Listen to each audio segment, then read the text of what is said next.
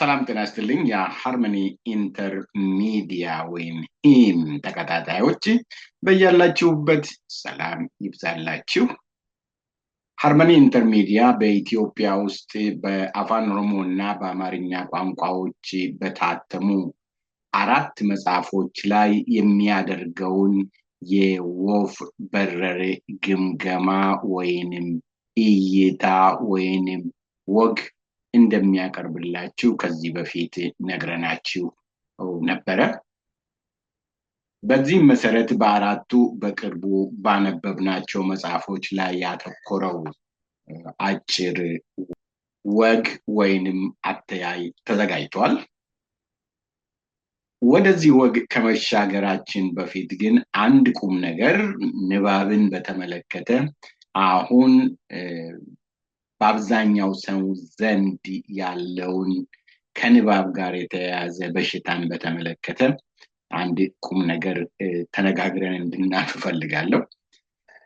በዚህ ወግ ውስጥ ከምናያቸው 4 መጽሐፎች ውስጥ አንዱ የአቶ ሙሉጌታ አረጋዊ ሀገረ ትግራይ የሚለው መጽሐፍ ነው። በዚህ መጽሐፍ ጉዳይ ላይ አንድ ለኔም ቅርብ ከሆነ ወዳጄና ከደራሲውም ጋራ በቅርበት ከሚተዋወቁ ጋራ ስናወራ ነበረ። በአጋጣሚ ደራሲው በአንድ የቴሌቪዥን ጣቢያ ላይ መጽሐፋቸውን አስመልክተው ቃለ መጠይቅ ሰጥተው ነበረ።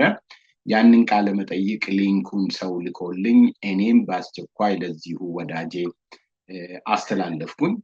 ከኔው ጋራ እዚህ በስደት ሀገር ውስጥ የሚኖር ሊንኩ እንደደረሰው ተመለከተ። ስልክ ደወለና እንዴት ነው እባክህ አየሁት እኮ የላክልኝ በጣም ጥሩ ነው እንድታየው ብዬ ነው በቀደም ስናወራ ነበር አልኩት። አዳምጠዋል አለኝ። አዎ። ምን አለ? አንድ ሁለቱን ነጥብ አንደኛ እንደዚህ ሁለተኛ እንደዚህ ብዬ ሌላስ? ሌላውንም አንተ እንድታዳምጠው ነው የላኩልህ አልኩት። እኔ እኮ በአብዛኛው አሁን ኮሜንት ማንበብ ነው ደስ የሚለኝ። ደግሞ ሰዎች አሉታዊ በሆነ መንገድ ሲተቹት ሰምቻለሁ እና ምን እንዳሉት ለማየት ፈልጌ ነው። ብዙ ኮሜንት አለው እዛ ስር አለኝ። አዎ ብዙ ኮሜንት አለ አልኩት። ምን አሉ? እኔ ኮሜንት ማንበብ ነው በጣም የሚያስደስተኝ አለ። እንዴ ለምንድን ነው እሱንስ ኮሜንቱንም ቢሆን ገብተህ የምታየው? እጅ እኮ ላይ አለ። ስራ ላይ ሆኜ ነው እኮ አለኝ። እኔም ስራ ላይ ነኝ አልኩትና በዚሁ ተለያየን። አብዛኛው ሰው እንደዚህ አይነት ዳጎስ ያሉ መጽሐፍቶችን ማንበብ ፍላጎቱ ከማጣት የተነሳ ስንፍና ነው በኔ ድምዳሜ በኔ አመለካከት። በአጭሩ እንደዚህ ከኮሜንት ላይ ከሌሎች ሰዎች አፍ መጋረብን ይፈልጋል። ይሄ በሰፊው በዚህ ዘመን ውስጥ የምናየው ህመም ነው። ከዚህ አይነት ህመም ያድናችሁ በተቻላችሁ መጠን አንብቡ። በእነዚህ 4 መጽሐፎች ላይ የምናቀርብላችሁ ወግ የመጽሐፍ ግምገማ ወይንም ቡክ ሪቪው አይደለም፣ ወይንም ደግሞ የመጽሐፍ ሂስ ቡክ ክሪቲክስ አይደለም። አንድ በተቻለው መጠን መጽሐፍን ማንበብ የሚወድ ዜጋ የሰጠው ጥቅል አስተያየት ወፍ በረር አተያይ መሆኑን እንድትረዱልን። እነዚህ 4 መጽሐፎች የአንጋፋው ፖለቲከኛ የአቶ ሌንጮ ለታ የትግል ታሪክ፣ የህግ ባለሙያና ደራሲ ሙሉጌታ አረጋዊ ሀገረ ትግራይ የተሰኘ መጽሐፍ፣ እኔ ሀገረ ትግራይም ብቻ ሳይሆን ነገረ ትግራይም ያልኩት መጽሐፍ፣ የዶክተር ቹቹ አለባቸው የተከዜ ፖለቲካ ከኃይል ከማንነትና ከኢትዮጵያ ብሔራዊ ደህንነት ጋር የተቃኘበት፣ የጎምቱ ገጣሚ ዘላለም አበራ ተስፋ የግጥም መድብል ናቸው።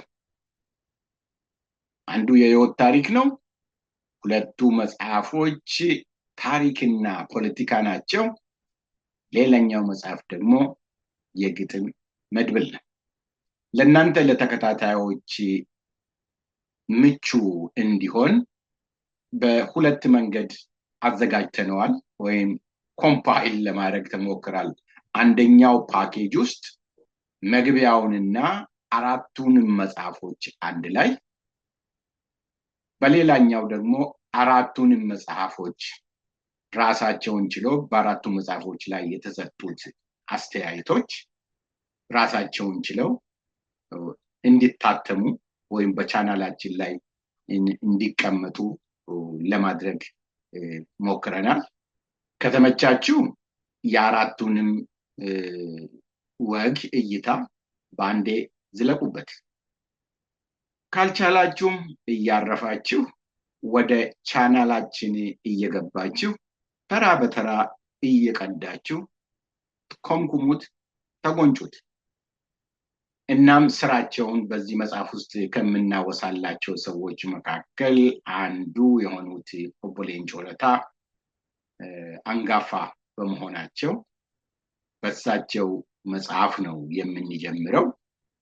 አስተያየታችን ብቻም ሰምታችሁ ልክ መጽሐፉን እንዳነበባችሁ ቆጥራችሁ ወይንም በዚህ ዝግጅት ላይ የሚሰጠውን ኮሜንት ስር እየሄዳችሁ አንብባችሁ በቃ ለመጽሐፉ አውቄያለሁ አንብቤያለሁ ብላችሁ እንዳትዝናኑም ያደራ እንላለን እና ዝግጅቱ እነሆ መልካም ቆይታ እንዲሆንላችሁ እንመኛለን።